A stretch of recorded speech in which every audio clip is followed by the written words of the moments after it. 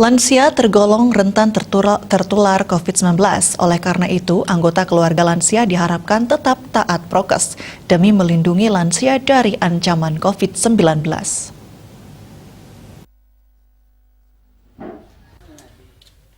Perbekal Desa Taro, Iwayan Warke mengatakan selama PPKM level 4 ini di Desa Taro, Kecamatan Tegalalang Gianyar, dari jumlah penduduk 11.000 jiwa. Menurut data yang terima dari Puskesmas, terdapat 2 orang yang terkonfirmasi positif yang diperkirakan berumur 80 tahun ke atas.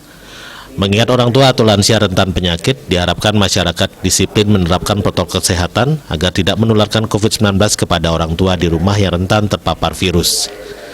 Selain itu, dalam penanganan COVID-19 di Desa Taro, pihaknya bersinergi dengan Puskesmas dan Bendesa Adat agar di setiap desa adat terdapat pos kesehatan, sehingga jika terdapat kasus COVID-19 dapat cepat ditangani. Bahkan dari 14 banjar adat dari awal muncul COVID-19 hingga kini, sebanyak 8 desa adat terbebas dari virus corona.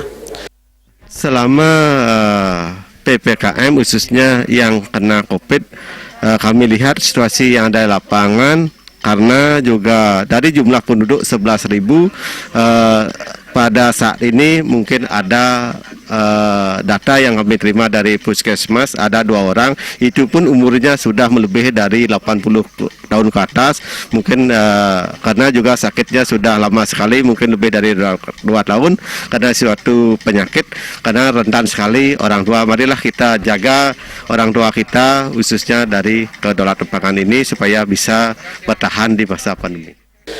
Ia pun mengajak masyarakat untuk selalu waspada saat dimanapun berada, selalu tetap menjaga kesehatan, menerapkan prokes 5M, yakni memakai masker, mencuci tangan, menjaga jarak, mengurangi bepergian, dan meningkatkan imun tubuh. Indrawan, Bali TV.